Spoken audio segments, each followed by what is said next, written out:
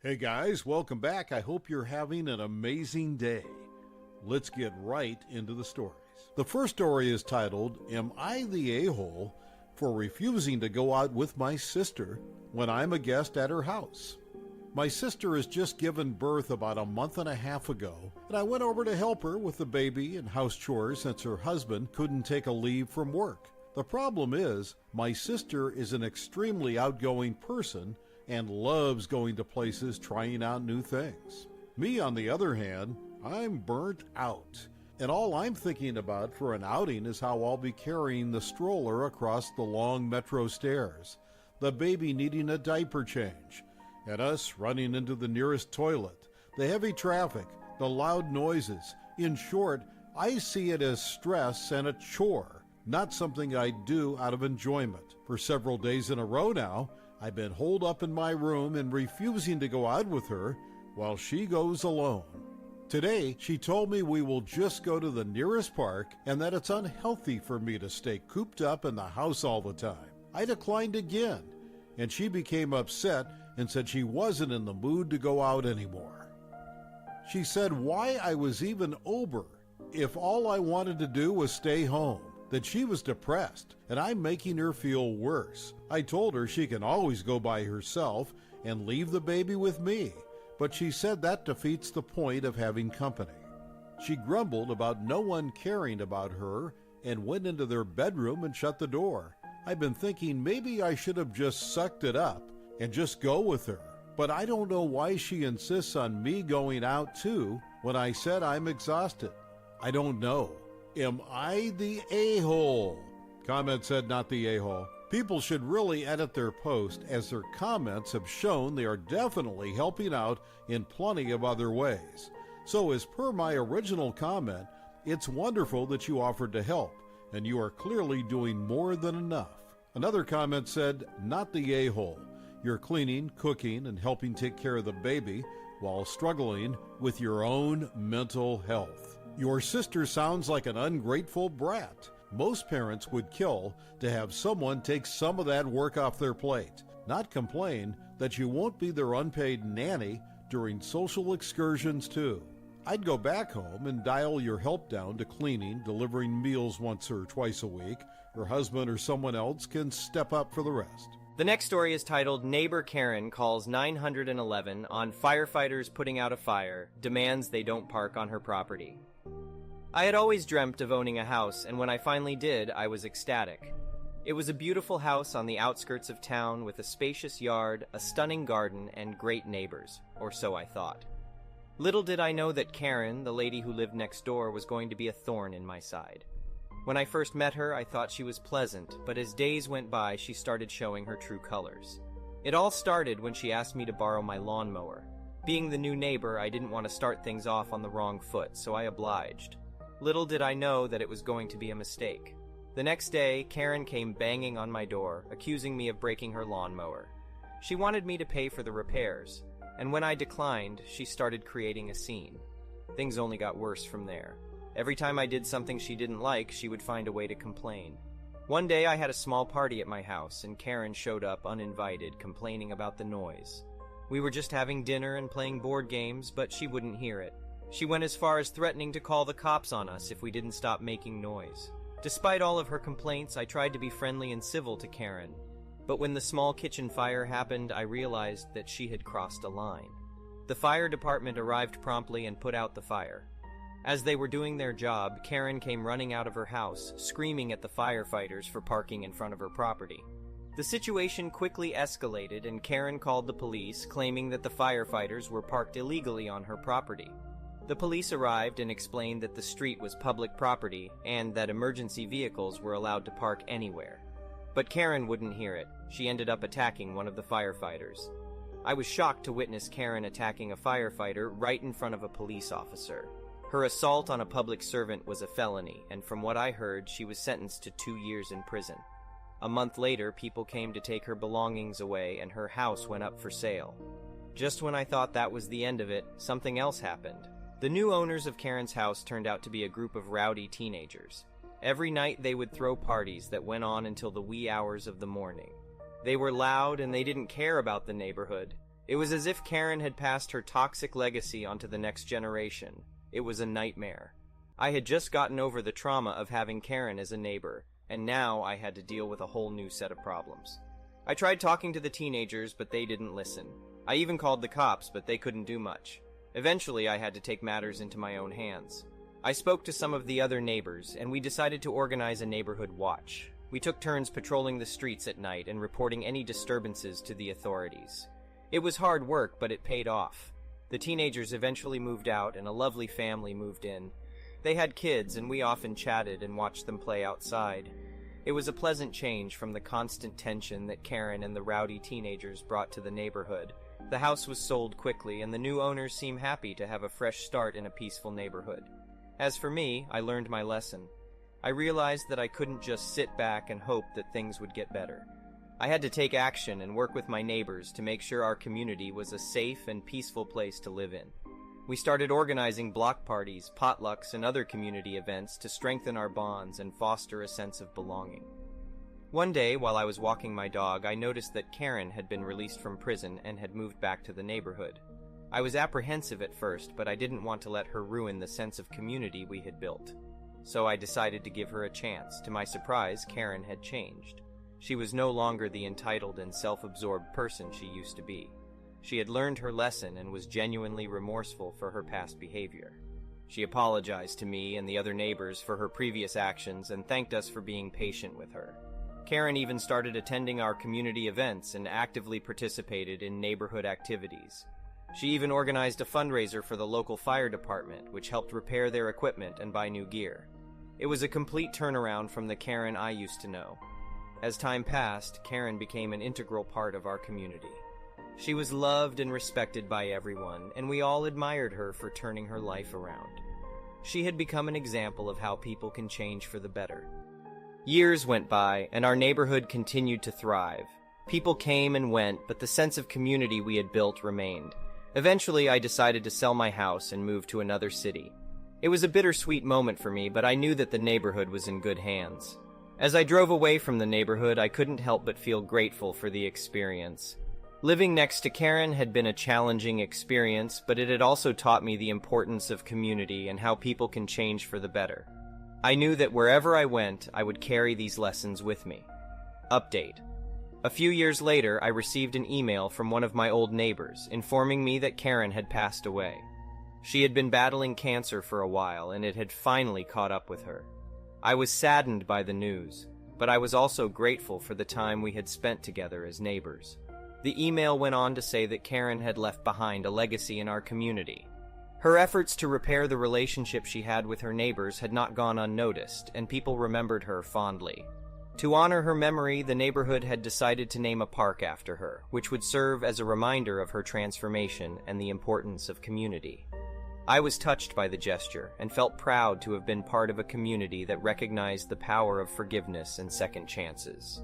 Karen may have been a challenging neighbor, but she had also taught us that people can change, and it is never too late to make amends. The next story is titled, Am I the A-hole for banning my niece from my house after she accused my daughter of stealing her AirPods? I live with my husband and our daughter Laura, who's 15. I have a niece, Kelly, who's 26.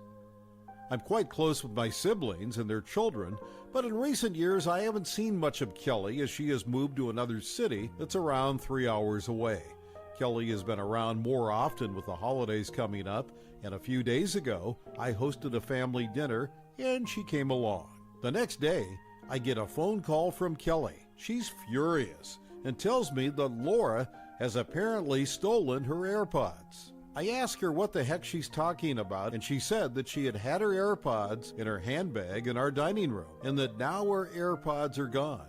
She said that Laura was acting suspicious and being guilty. I hadn't noticed anything, but there was a bit of unrelated drama going on at the dinner, so I was distracted. I told Kelly I'd talk to Laura, then call her back. I talked to Laura. She immediately denies stealing the AirPods. She said she's been nowhere near Kelly's handbag, and that it's not like she doesn't have her own headphones. I can usually tell when Laura is lying, and she's never stolen things in the past, so I'm pretty inclined to believe her. I know I'm biased because she's my daughter, but I do know her very well. I called Kelly back a few hours later and told her that I don't know what happened to them, but Laura has definitely not stolen her AirPods. Kelly insisted that Laura stole her AirPods and starts telling me that me and my husband must buy her a replacement. I told Kelly that that's just not the case, and I'm sure they'll turn up. Kelly even went around telling all our extended family that Laura stole her thing and that she's a liar and a thief, and I'm enabling it. The day after that, I get a text from Kelly telling me that she found her AirPods and that they were in the car the whole time. Kelly seemed to think it was really funny, but I told her that I really do not appreciate that she jumped straight to calling my daughter a thief when she misplaced her own AirPods. I told Kelly she's not welcome back into my home after the stunt she's pulled. Kelly got really upset and accused me of trying to cut her out of the family and being too harsh on her. Now my siblings are mad at me for banning Kelly from my house and said I'm being horrible and bullying her. Comment said, "Not the a-hole. Why would you welcome someone into your home who accused your daughter of stealing?" Turns her unfounded accusation into a full-blown family drama, only to find they had misplaced the item and treat it all as a joke. No thanks. You're just protecting your family from another incident. Another comment said, "Not the a-hole," until Kelly has called every person in the family, retracting her slander against your daughter, and makes a public post proclaiming your daughter's innocence. She can pound sand. I wouldn't trust her in your home for a very long time. The next story is titled, "Am I the a-hole for getting a 15-year-old kid and his dad arrested on felony charges?" Early February, my bike was stolen from a cafe in broad daylight. A friend told me they found my bike listed on Marketplace, and sure enough, there it was. They'd stripped the stickers, saddlebags, lights, basically anything that was easy to remove and identifiable. But I could still tell it was mine. I messaged them asking if they still have it and say yes. We agreed to meet up at a truck stop with the friend who tipped me off about the listing to look at the bike. I asked her about it. She has no idea about anything about the bike, claiming she's selling it for her son. After a few minutes of stringing her along and pretending to inspect the bike, I say, "Oh yes, this is the bike that your son stole from the restaurant. I'll be taking it back now." She claims that we're robbing her, tries to create a scene, and then my friend calls the cops for real. Cops arrive, question both parties, but she avoids responsibility by feigning ignorance, although the son is arrested for grand larceny. 2 days later, the kid's father calls me. My number was listed publicly on my Facebook and tries to talk me into dropping the charges or because this would ruin his life and kids make mistakes. I tell him that the situation is no longer in my control. Lie. And then tries to convince me to put in a good word for his son in hopes for leniency. I shut him down immediately, and he proceeds to get angry, yell at me for a bit, and threaten me if I don't do as he asks, oblivious to the fact that the conversation is recorded. I turn the recording over to the police. Dad is arrested for intimidating a witness. The next day, the mother calls me from a blocked number and tries to talk to me. But as soon as she identifies herself, I tell her to duck off and not call me again, or I'll be reporting her to the police as well. And she hangs up. She then contacts my wife via Facebook, sending a massive wall of texts claiming that I've ruined her son's life over nothing, and how her and her children were going to be out on the street because they relied on their husband's income. My wife is now upset and thinks I took the situation too far, as do most people I've told this about. But I disagree. I don't think my actions were unreasonable. This isn't a little kid making a mistake because they don't know the difference between right and wrong. This is a teenager that stole something because he's a little bastard. And a family that not only didn't make the kid do the right thing, but willfully participated in concealing and trying to profit off their child's criminal behavior. They're crappy people, and I don't feel any remorse for giving crappy people what they deserve.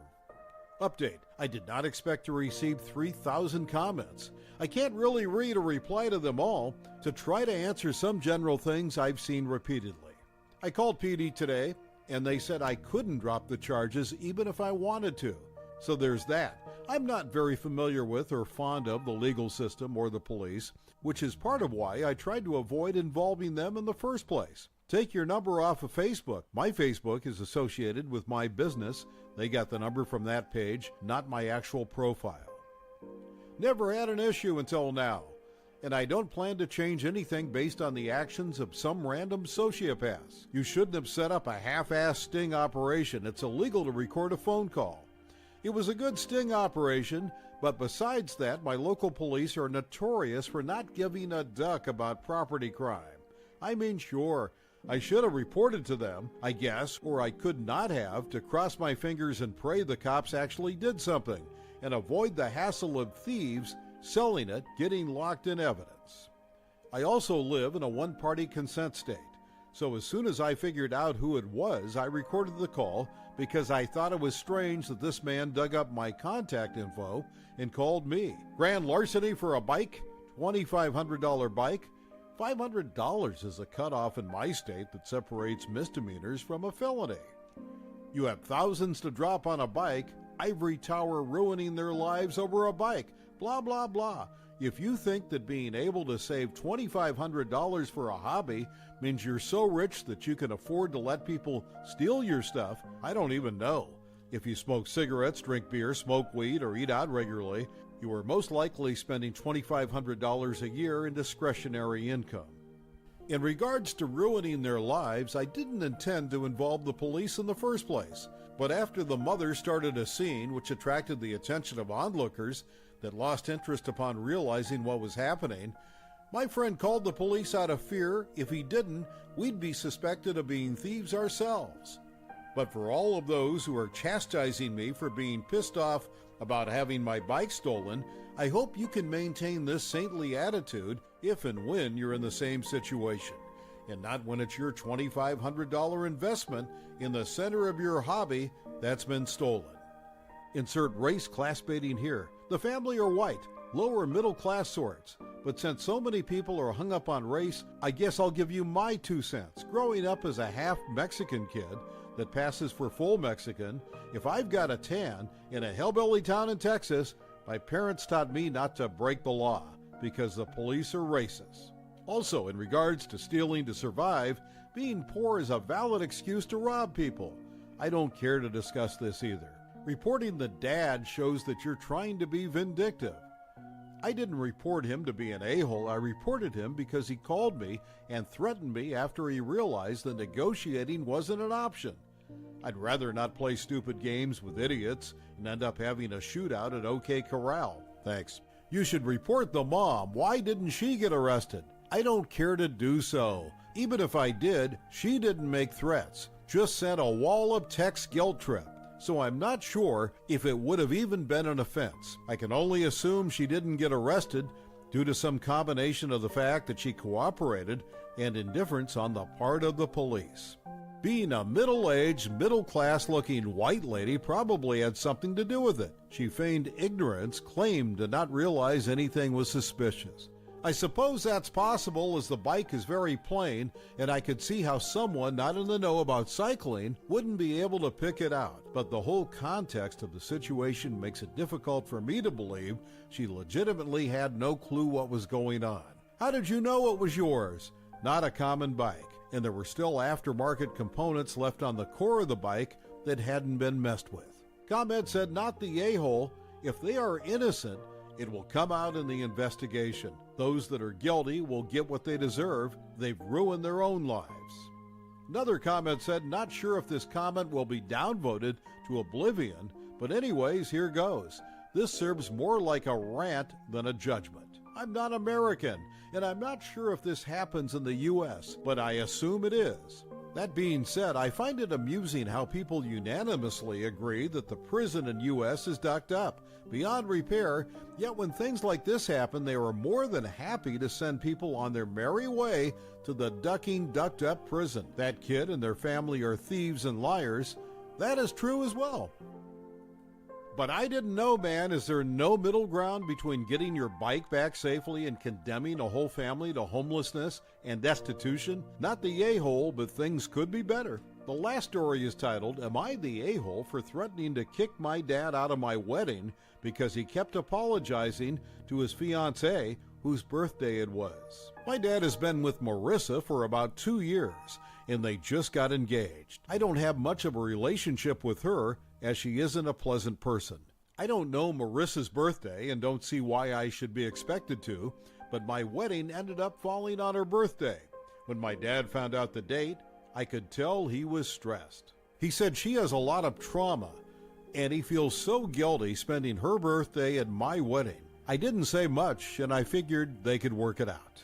Well, the wedding was last weekend. I'm not sure if Marissa was upset or not. She is very stoic, so I didn't know. But my dad kept apologizing when they first arrived, and he came to see me in the bridal room. He brought her for some reason, and as they walked in, I could hear him saying sorry and asking if she was okay. Right before the ceremony, he had her on his lap and was whispering, but I could hear it. He was saying he wished she could open her birthday presents, and she was like, I just don't want to do it today. Then he said, what if she opens them and he buys new ones for the day they celebrate?